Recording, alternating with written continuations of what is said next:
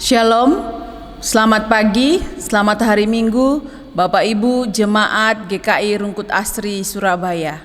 Pada hari ini, Minggu 20 Juni 2021, kita akan memasuki ibadah Minggu dan akan dilayani oleh Bapak Pendeta Theodorus William Noya dengan tema Ia Bersamamu di Buritan. Warta lisan pada hari ini, perjamuan kudus akan dilaksanakan pada hari Minggu Juli 2021 pukul 9.00. Bapak Ibu jemaat yang membutuhkan roti dan anggur perjamuan harap mendaftarkan diri di kantor gereja mulai pada tanggal 21 Juni pada jam kerja. Sebelum memasuki ibadah pada hari ini, mari kita mengambil saat hening sejenak.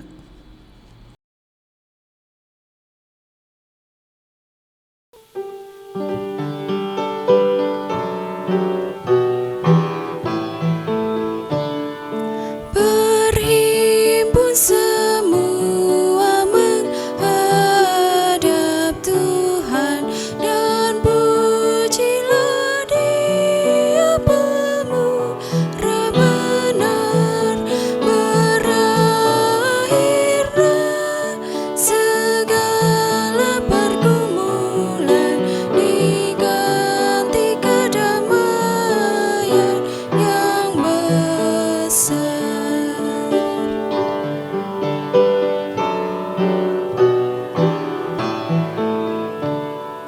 Berdoa dan jaga supaya jangan penggoda merugikan jiwamu di dunia. Tegaklah kemenangan dan dasarnya imanmu yang teguh. Kebaktian ini berlangsung di dalam nama Bapa, Anak, dan Roh Kudus. Amin,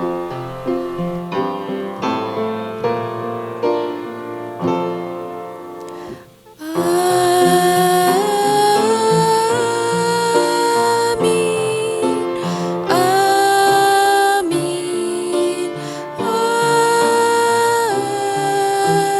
amin. Kasih karunia Tuhan Yesus Kristus dan kasih Allah dan persekutuan Roh Kudus menyertai saudara sekalian.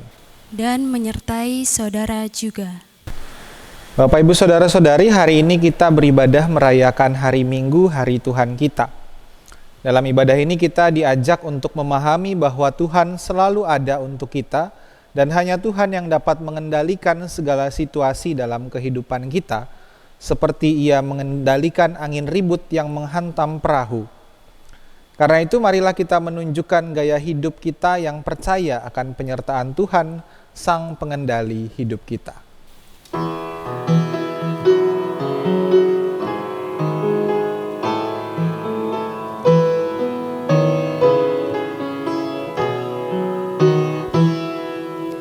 Dalam badai hidupku, Yesusku pegang teguh. Walau iman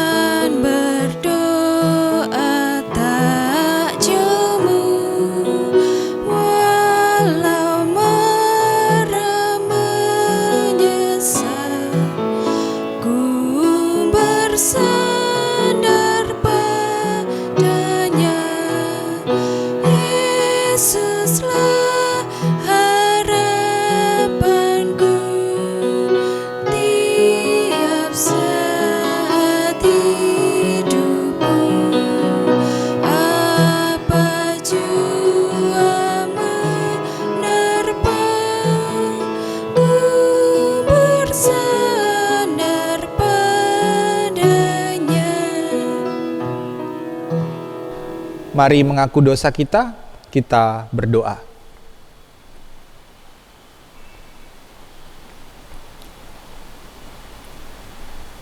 Ya Allah, Engkaulah Sang Pengendali kehidupan kami. Engkau terus menyertai kami dalam segala momen hidup kami, dalam suka dan duka, susah dan senang, dalam badai maupun di laut yang tenang. Namun seringkali kami lupa bahwa Engkau menyertai kami. Kami panik ketika badai hidup menerpa kami, dan kami mencari pertolongan sendiri di luar kuasa-Mu. Kami mengandalkan diri kami sendiri seolah-olah kami yang mengandalkan hidup kami. Karena itu kami mohon, kasihanilah kami. Tuntun dan sertailah kami untuk dapat berpengharapan di tengah hidup kami ini. Demi kemuliaan nama-Mu. Amin. Bapak, Ibu, Saudara-saudari, terimalah berita anugerah dari 2 Korintus pasal 6 ayat 2. Sebab Allah berfirman, pada waktu aku berkenan, aku akan mendengarkan engkau, dan pada hari aku menyelamatkan, aku akan menolong engkau. Sesungguhnya waktu ini adalah waktu perkenanan itu. Sesungguhnya hari ini adalah hari penyelamatan itu. Demikianlah berita anugerah dari Tuhan. Syukur kepada Allah. Damai Kristus bagimu. Damai Kristus bagimu juga.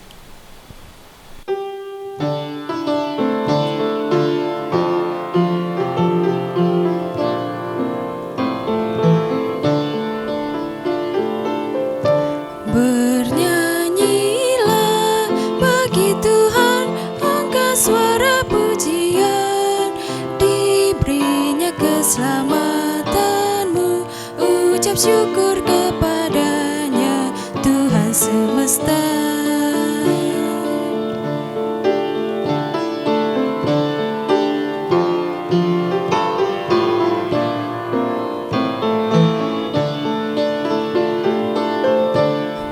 Besarlah Tuhan yang esa, tidak ada taranya. Gunung yang tinggi, lautan, Tuhanlah yang menciptanya dan mengasuhnya. Mari mempersiapkan hati untuk mendengarkan firman Tuhan, kita berdoa.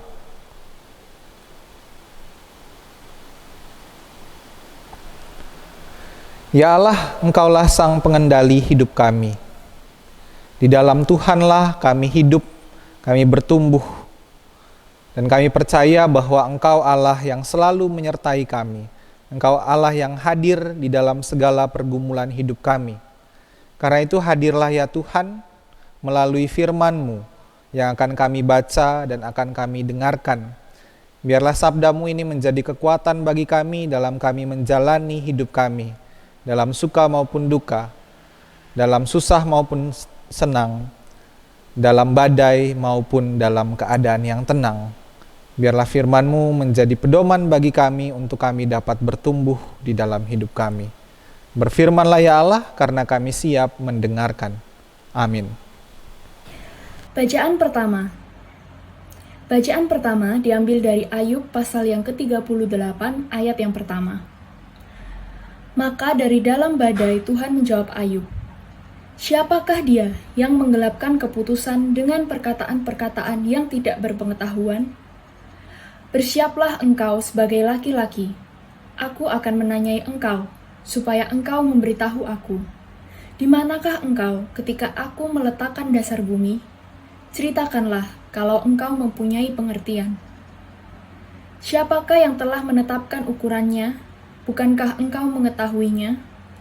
Atau siapakah yang telah merentangkan tali pengukur padanya? Atas apakah sendi-sendinya dilantak? Dan siapakah yang memasang batu penjurunya? Pada waktu bintang-bintang fajar bersorak-sorak bersama-sama, dan semua anak Allah bersorak-sorai. Siapa yang telah membendung laut dengan pintu, ketika membual keluar dari dalam rahim?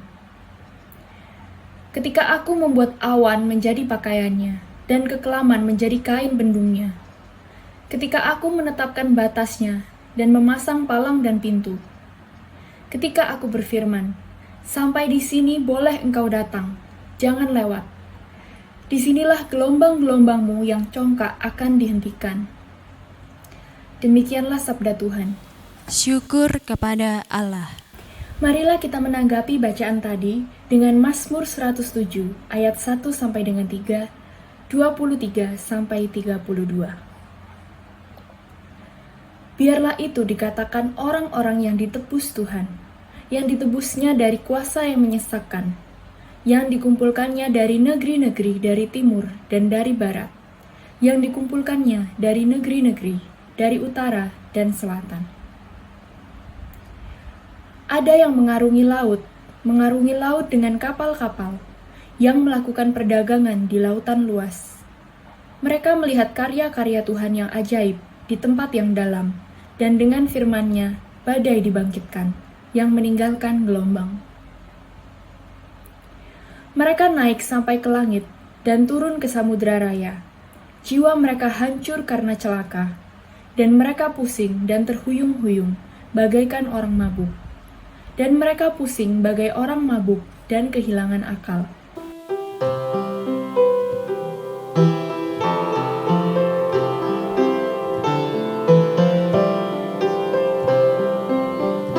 Bersyukurlah pada Tuhan, karena Ia baik, bahwasanya untuk selamanya kasih setia-Nya.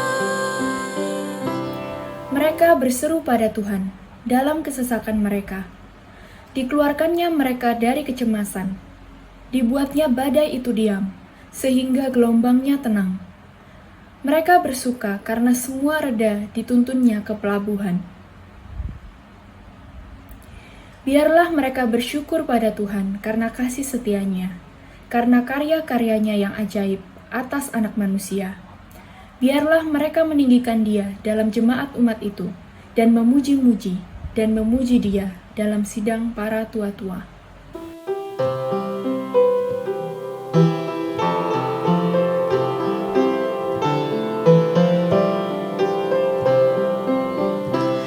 Bersyukurlah pada Tuhan, karena Ia baik, bahwasanya untuk selamanya kasih setia-Nya. Bacaan kedua. Bacaan kedua diambil dari 2 Korintus 6 ayat 1. Paulus dalam pelayanannya. Sebagai teman-teman sekerja, kami menasihatkan kamu supaya kamu jangan membuat menjadi sia-sia kasih karunia Allah yang telah kamu terima. Sebab Allah berfirman, "Pada waktu aku berkenan, aku akan mendengarkan engkau. Dan pada hari aku menyelamatkan, aku akan menolong engkau." Sesungguhnya, waktu ini adalah waktu perkenaan itu. Sesungguhnya, hari ini adalah hari penyelamatan itu. Dalam hal apapun, kami tidak memberi sebab orang tersandung, supaya pelayanan kami jangan sampai dicela. Sebaliknya, dalam segala hal kami menunjukkan bahwa kami adalah pelayan Allah, yaitu dalam menahan dengan penuh kesabaran, dalam penderitaan, kesesakan, dan kesukaran, dalam menanggung dera, dalam penjara, dan kerusuhan, dalam berjerih payah, dalam berjaga-jaga dan berpuasa, dalam kemurnian hati, pengetahuan, kesabaran, dan kemurahan hati, dalam Roh Kudus dan kasih yang tidak munafik, dalam pemberitaan kebenaran dan kekuasaan Allah, dengan menggunakan senjata-senjata keadilan untuk menyerang ataupun untuk membela, ketika dihormati dan ketika dihina, ketika diumpat atau ketika dipuji, ketika dianggap sebagai penipu namun dipercayai, sebagai orang yang tidak dikenal namun terkenal, sebagai orang yang nyaris mati dan sungguh kami hidup, sebagai orang yang dihajar namun tidak mati, sebagai orang yang berduka cita, namun senantiasa bersuka cita, sebagai orang miskin, namun memperkaya banyak orang, sebagai orang tak bermilik, sekalipun kami memiliki segala sesuatu. Hai orang Korintus, kami telah berbicara terus terang kepada kamu, hati kami terbuka lebar-lebar bagi kamu, dan bagi kamu ada tempat yang luas dalam hati kami. Tetapi bagi kami hanya tersedia tempat yang sempit di dalam hati kami. Maka sekarang, supaya timbal balik, aku berkata seperti kepada anak-anakku, bukalah hati kamu selebar-lebarnya. Demikianlah sabda Tuhan. Syukur kepada Allah. Injil Tuhan kita Yesus Kristus menurut Markus pasal 4 ayat 35.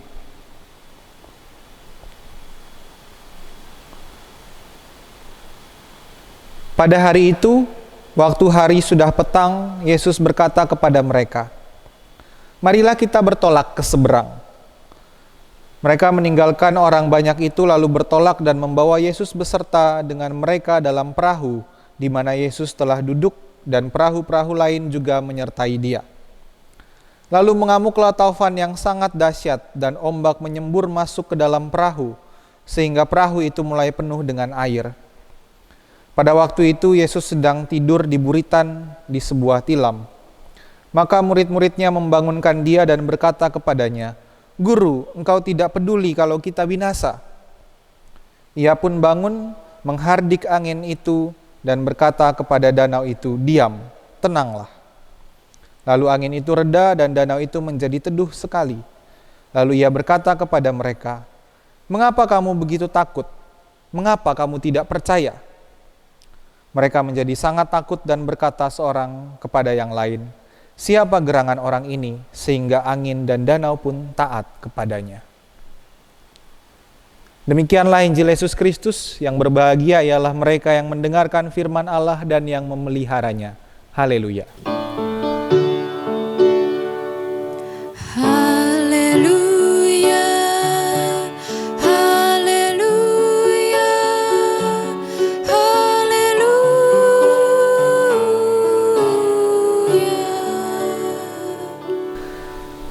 Selamat hari Minggu Bapak Ibu Saudara-saudari semuanya. Salam sehat dan semoga kita terus berada dalam keadaan yang sehat. Bapak Ibu Saudara mungkin ingat pada beberapa bulan yang lalu, ya tepatnya pada waktu kita merayakan Paskah tanggal 4 April 2021, ada sebuah bencana yang terjadi di daerah Nusa Tenggara Timur, yaitu angin siklon Seroja. Siklon Seroja ini sebuah angin siklon yang terbentuknya di laut, tapi kemudian dia menghantam daratan. Dan beberapa pulau di NTT mengalami dampak yang luar biasa dari siklon itu. Ditambah juga ada beberapa wilayah yang terkena banjir. Maka itu sebuah bencana yang cukup besar dan sampai saat ini masih terus dalam pemulihan wilayah-wilayah di NTT. Dan kebetulan kami dari tim GKI Jawa Timur juga berfokus pada pelayanan untuk pemulihan di dua pulau, yaitu di Pulau Rote dan Pulau Sabu. Nah, saya beberapa kali memang terlibat dalam pelayanan, walaupun nggak turun langsung ke sana gitu, tapi kami mendengar cerita-cerita dari teman-teman di Rote dan di Sabu bahwa ketika badai itu terjadi, mereka ketakutan, mereka bingung, mereka mau bersembunyi, mereka mau melarikan diri dari terpaan badai siklon itu, tetapi rumah mereka sendiri pun tersapu badai. Jadi rumahnya sendiri, tempat mereka berlindung pun itu semua hancur, ada yang bahkan rata dengan tanah karena tersapu badai.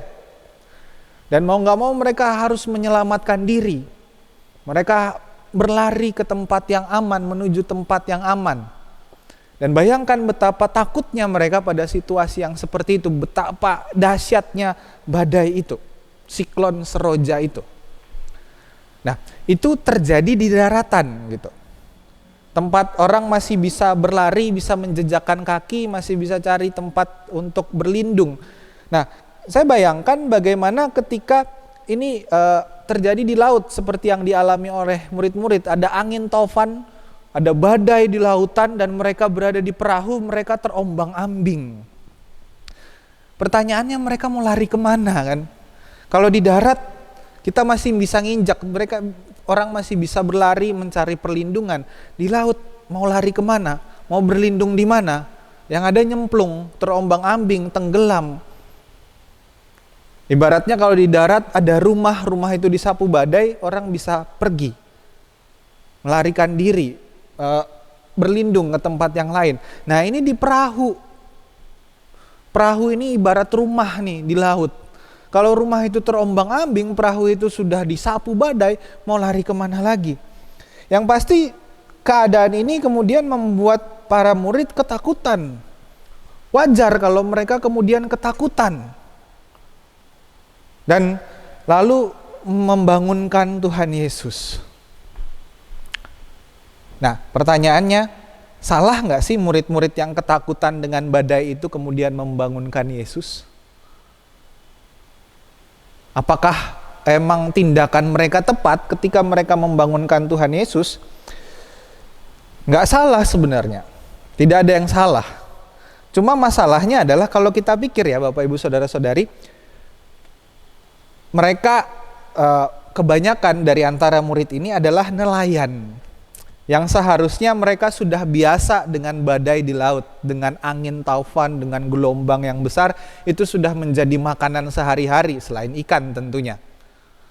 Selain mereka menangkap ikan, mereka juga harus siap menghadapi gelombang, menghadapi badai taufan. Tapi mereka malah membangunkan Yesus karena ketakutan. Mereka bangunkan Yesus yang adalah seorang tukang kayu, yang bukan seorang nelayan, apalagi seorang pelaut andal. Yesus bukan pelaut andal. Apa yang mereka harapkan dari Yesus, seorang tukang kayu gitu kan? Apa yang mereka harapkan? Nah, masalah lain juga adalah karena ketika mereka membangunkan Yesus, mereka protes. Ini lagi badai, kok Yesus malah enak-enakan tidur gitu. Seolah-olah Yesus tuh gak peduli mau badai kayak gimana, kita sudah terombang-ambing, Yesus tidur aja santai. Makanya mereka bilang, Tuhan tidak pedulikah kalau kita binasa? Kok kayaknya Yesus gak peduli kalau kita kena badai, kita mau hancur ini kayak gini nih. Seolah-olah mereka menyalahkan Yesus karena Yesus tidak peduli. Mereka menggugat Yesus yang tidak peduli saat mereka sedang kebingungan menghadapi badai, mereka ketakutan menghadapi gelombang, seolah-olah Yesus membiarkan mereka berjuang sendiri. Bapak Ibu Saudara-saudari, bukankah kita juga kadang seperti ini? Seringkali kita protes sama Tuhan ketika badai hidup menerjang kita. Badai itu bisa berupa macam-macam, misalnya usaha kita yang merugikah, bangkrutkah? Kita kemudian di PHK, anggota keluarga kita ada yang sakit, atau bahkan ada yang meninggal. Teman kita kemudian menipu kita atau berkhianat kepada kita, dan kita mengalami bencana, kecelakaan mobil, atau kebakaran tempat tinggal kita, sehingga kita kehilangan harta benda. Kita lalu menggugat Tuhan. Tuhan, Engkau tidak peduli lagi kalau aku binasa.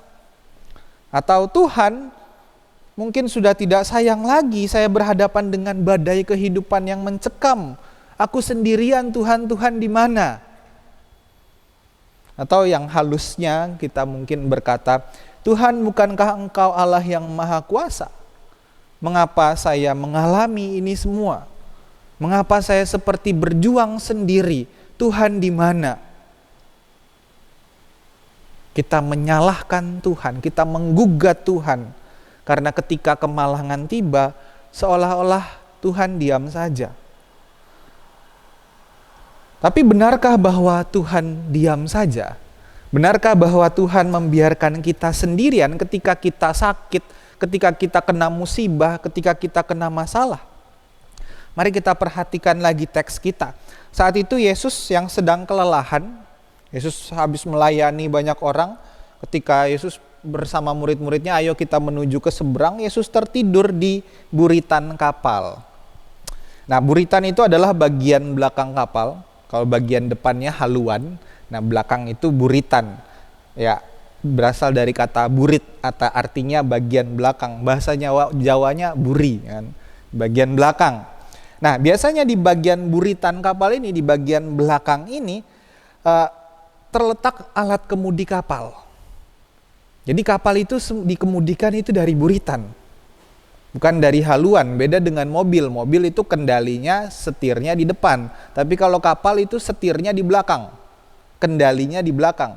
Dan bagian buritan adalah bagian yang mengalami pukulan ombak dan gelombang yang paling berat.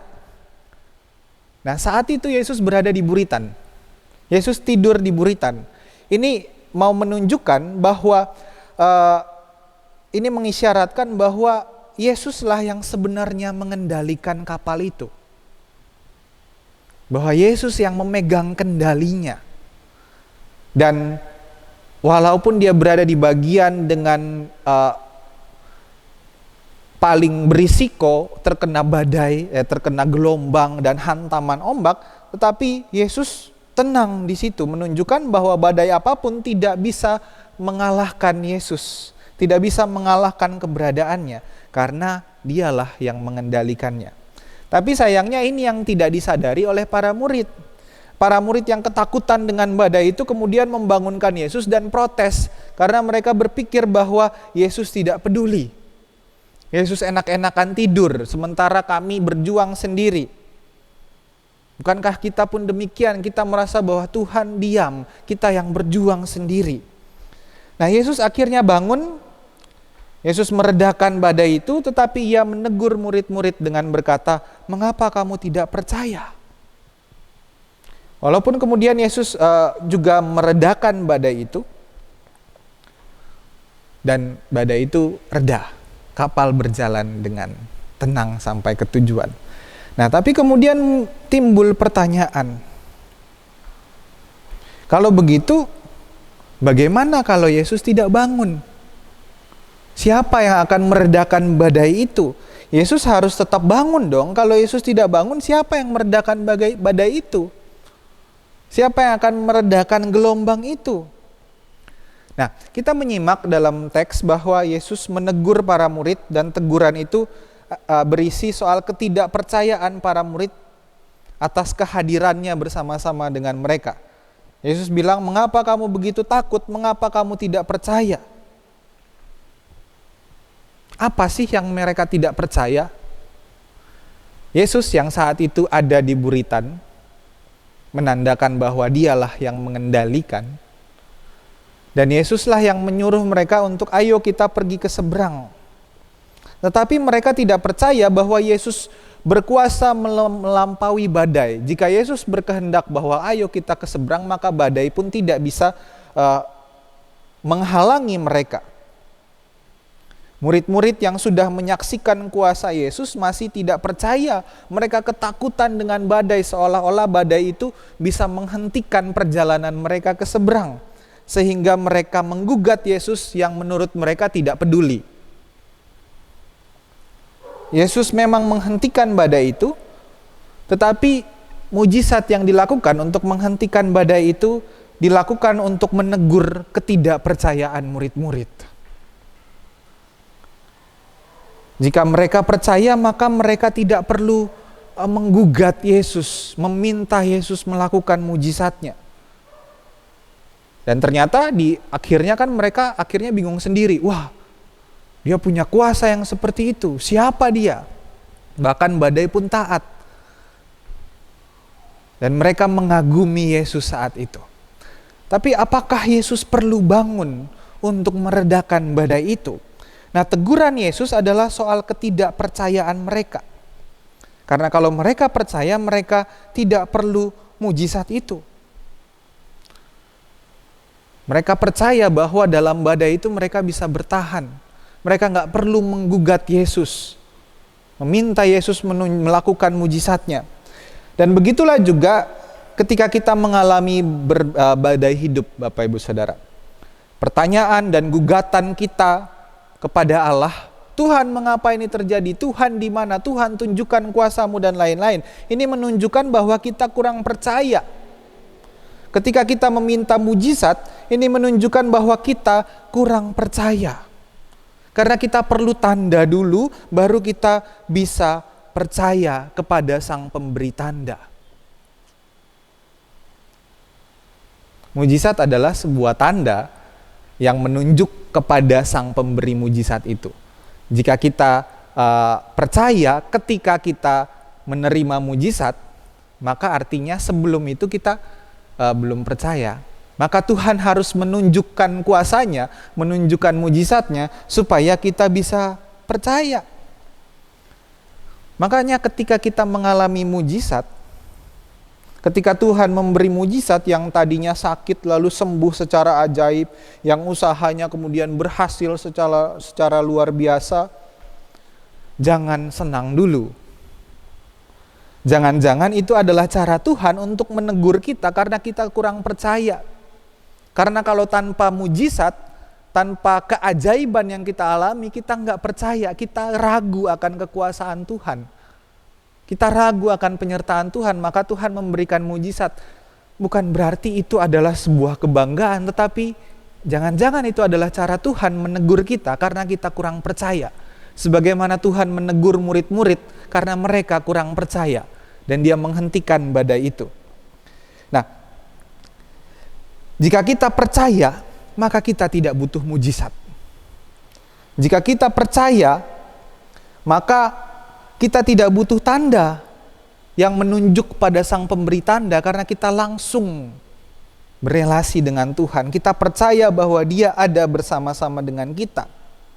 Kalau kita sakit, lalu kita nggak sembuh, kita tetap berjuang dalam kesakitan itu, tapi kita tetap percaya, maka berbahagialah. Kalau kita di PHK, lalu kita tetap percaya dan tidak menyerah, berbahagialah. Kalau kita mengalami musibah, rumah kita kebakaran, atau kita mengalami kecelakaan, tetapi kita tetap percaya kepada Tuhan yang menyertai kita. Kita tetap berpengharapan kepada Tuhan, berbahagialah kita. Kenapa? Karena Allah tahu bahwa tanpa mujizat kita tetap percaya. Tanpa Dia harus melakukan tanda, kita tetap percaya. Walaupun kita bergumul dalam badai hidup kita tidak menggugat Tuhan, minta Tuhan melakukan mujizatnya, dan kita tetap percaya, maka berbahagialah kita. Seberat apapun badai hidup kita tetap percaya bahwa Allah menyertai kita, bahwa Allah tetap ada bersama kita, menuntun dan menguatkan kita. Itulah iman kita, iman yang tidak butuh mujizat, tetapi iman yang terus percaya sekalipun berat. Percaya bahwa Ia ada di buritan, Ia memegang kendali atas segala sesuatu di dunia ini, bahkan atas hidup kita. Maka jika badai hidup menerpa kita, percayalah, Dia selalu menyertai kita, Dia menuntun kita. Bahkan ketika mujizat tidak terjadi, maka yakinlah itu adalah saat di mana Tuhan percaya kepada kita, di mana Tuhan yakin bahwa kita tetap beriman sekalipun berat, sekalipun badai hidup menerpa kita. Tuhan menyertai kita. Amin.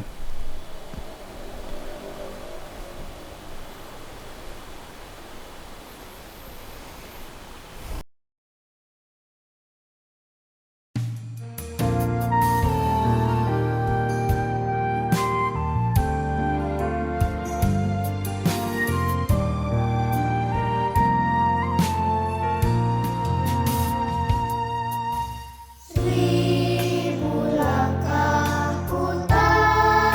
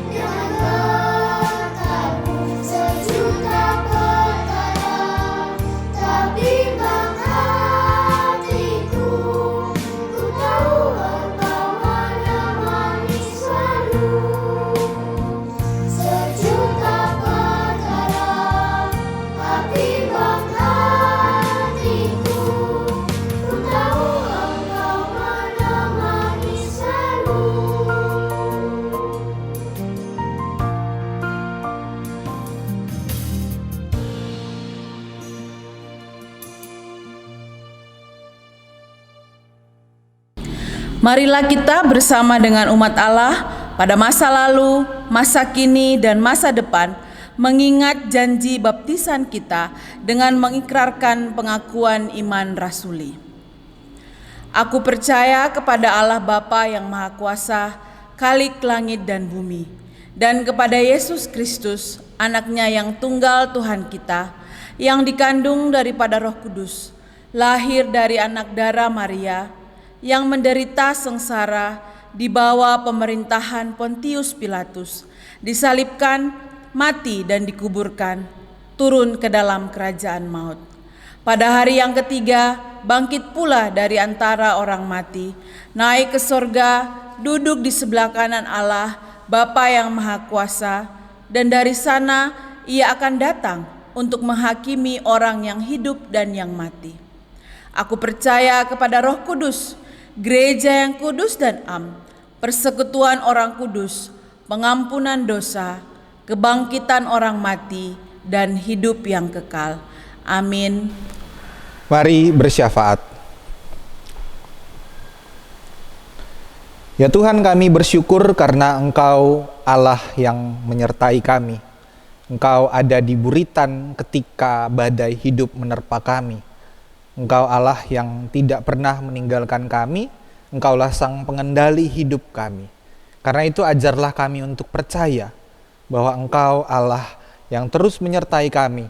Ajarlah kami untuk terus berpegang teguh ketika badai hidup menerpa kami. Ketika masalah hadir bagi kami, ketika kami bergumul dengan segala pergumulan hidup kami. Engkau menguatkan kami. Karena itu Tuhan, biarlah kami juga dikuatkan ketika kami mengalami masalah, ketika kami sakit, ketika kami lemah. Kami percaya kepada Tuhan yang terus menyertai kami, Tuhan yang menguatkan kami. Ketika kami mungkin tidak mengalami mujizat, tapi kami percaya. Dan untuk itulah kami terus berbuah. Karena itu Tuhan, kami percaya Engkau juga menyertai rekan-rekan kami, saudara-saudara kami yang sakit, yang lemah tubuhnya. Mereka yang terus berjuang dalam keadaan yang sulit.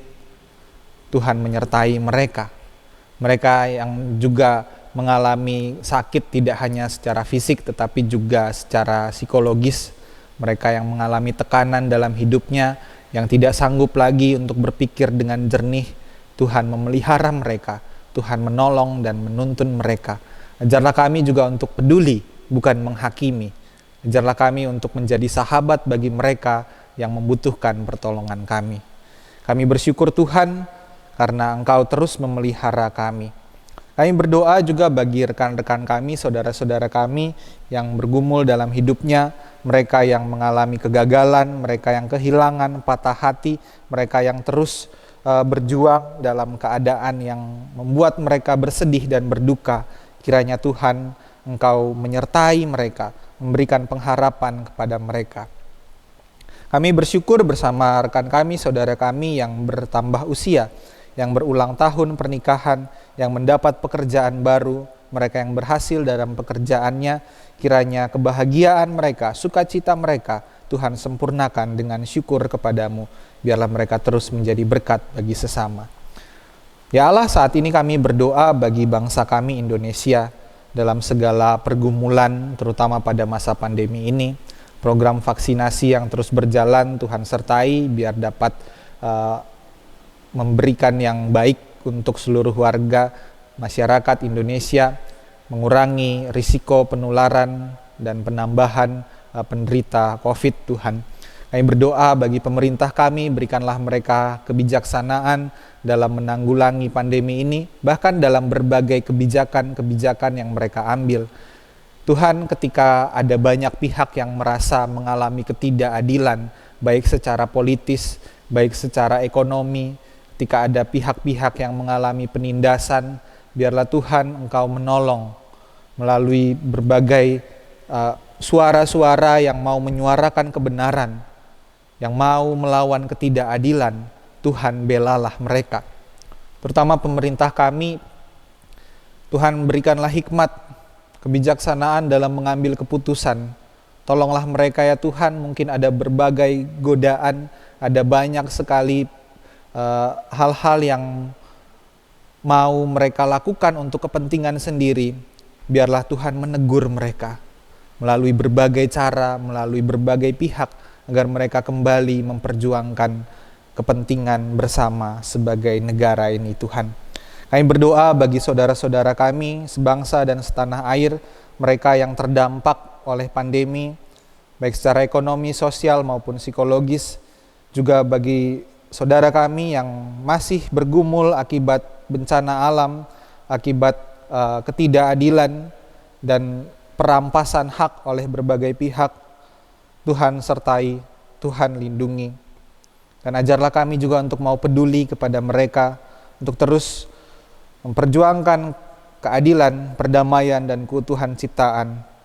Biarlah rahmat Tuhan mengasuh kami, mendewasakan kami untuk membuka hati kami terhadap penderitaan sesama kami, mau berbagi penghiburan dengan mereka.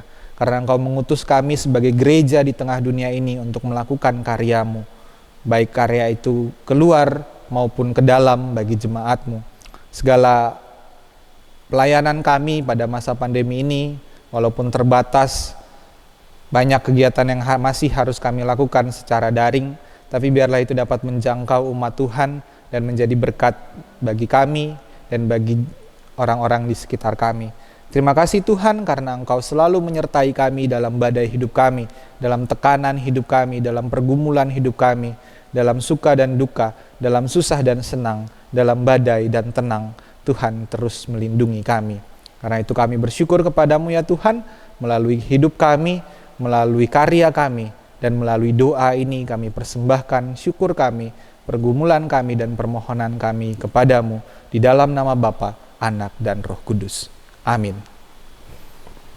Sekarang tiba saatnya kita akan memberikan persembahan. Persembahan untuk kas gereja, Bapak Ibu bisa memberikan melalui transfer ke rekening BCA GKI Rungkut Asri atau melalui QR Code. Persembahan untuk pembangunan, Bapak Ibu bisa memberikan melalui transfer ke rekening Mandiri. Persembahan tunai, Bapak Ibu bisa memberikannya di dalam amplop tertutup dan dimasukkan ke kotak persembahan di gereja, atau Bapak Ibu bisa menginformasikan ke kantor gereja untuk mengambil persembahan di rumah Bapak Ibu yang sudah dimasukkan dalam amplop tertutup. Marilah mengucap syukur kepada Allah atas kasih setianya yang senantiasa menyertai kita melalui badai kehidupan. Firman-Nya dalam Mazmur 107 ayat yang pertama. Bersyukurlah kepada Tuhan sebab Ia baik, bahwasanya untuk selama-lamanya kasih setianya.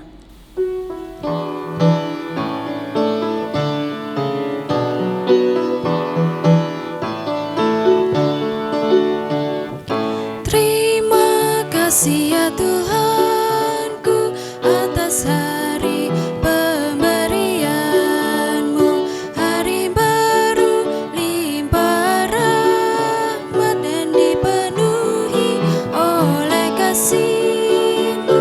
Kau curahkan pada umat-Mu, Kau curahkan pada umat-Mu.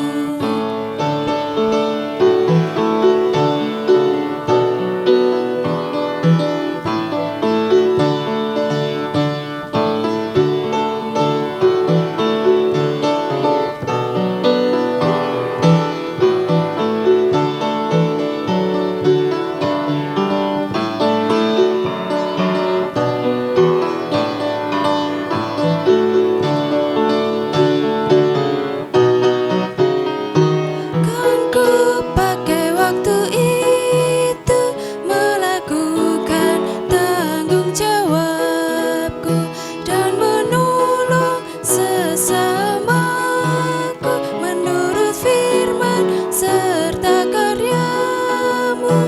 Karena itu makna kasih-Mu, karena itu makna kasih-Mu.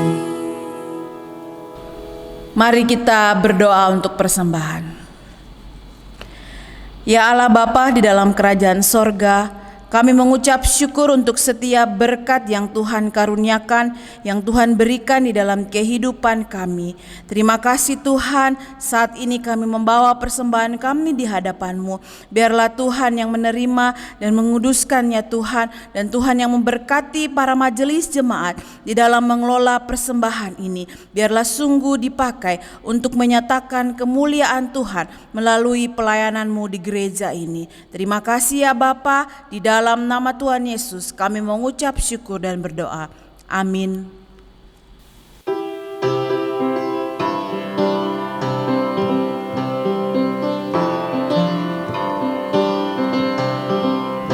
Bila badai hidup menerpamu dan cobaan pun datang mengganggu, hanya satu janji harapanmu, ya janji Tuhanmu pegang teguh. Biar gunung-gunung pun beranjak, serta bukit-bukit pun bergoncang, kasih dan setia dari Tuhan kan melindungimu tetap teguh. Pegang selalu janji Tuhan, jangan lepaskan siang walau atau malam. Enyalah takut atau bimbang, Tuhanlah pemilik hidupmu. Biar gunung-gunung pun beranjak, serta bukit-bukit pun bergoncang, kasih dan setia dari Tuhan kan melindungimu tetap teduh, kan melindungimu tetap teduh.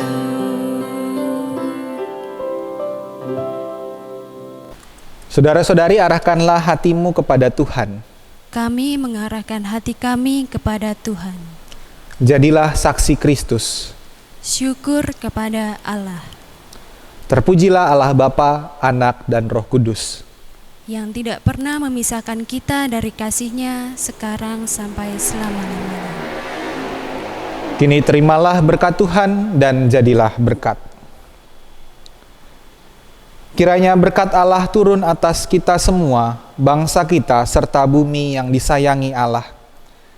Kiranya Allah mengaruniakan hikmat untuk menerjemahkan kasih ke dalam tindakan, mengubah tawa menjadi kegembiraan di tengah dunia yang murung, menjadikan tangis sebagai bentuk solidaritas bagi mereka yang menderita. Kiranya bela rasa Kristus merangkul kita, baik di saat suka maupun duka, terang maupun gelap, hidup maupun mati. Kiranya Allah Tritunggal Maha Kudus, Bapa, Anak, dan Roh Kudus, beserta kita selalu.